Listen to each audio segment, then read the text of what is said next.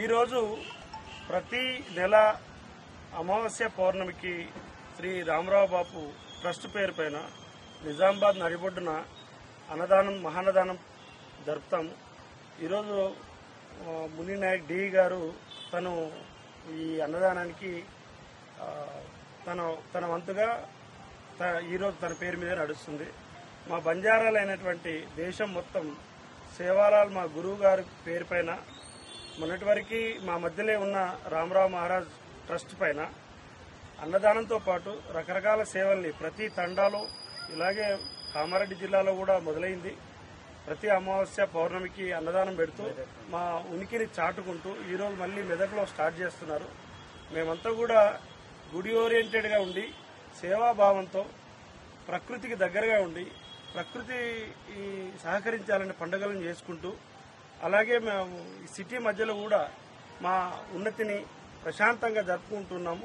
దానికి చాలామంది ఉద్యోగులు, మా గుడి పూజారులు, వ్యాపారవేత్తలు వాళ్ళందరూ కూడా ముందుకొచ్చి ఒక సంవత్సరానికి సరిపడా అన్నదానానికి వాళ్ళు ముందుగానే బుకింగ్ చేసుకుంటున్నారు.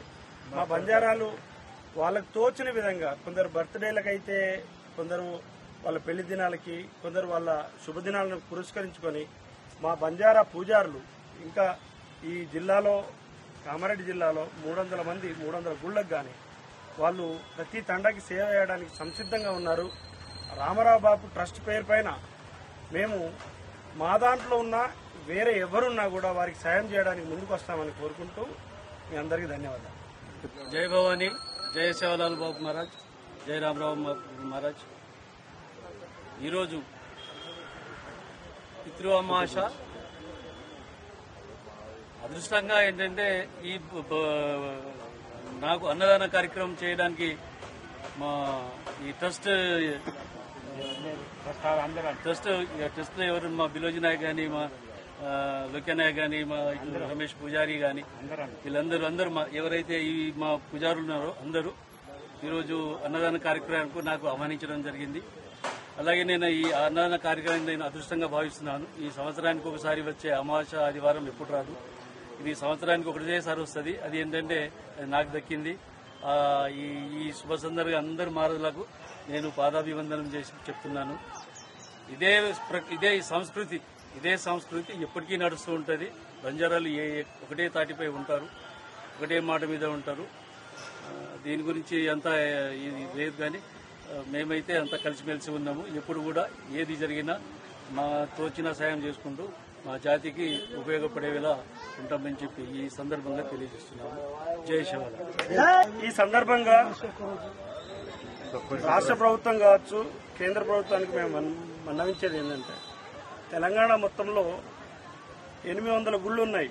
మా తండాలలో రూపాయి ఎకరానికి 5,000 చొప్పున వాళ్ళకు డబ్బులు లేకున్నా ఒక్కొక్క తండాలో 30-40 లక్షల రూపాయలతో గుళ్ళను నిర్మించుకున్నారు. వాళ్ళు మా జాతి ఔన్నత్యం కోసం ప్రతి తండాలో వాళ్ళకి ఇల్లు సరిగా లేకున్న గుడిని మాత్రం వాళ్ళు కష్టపడి కట్టుకున్నారు.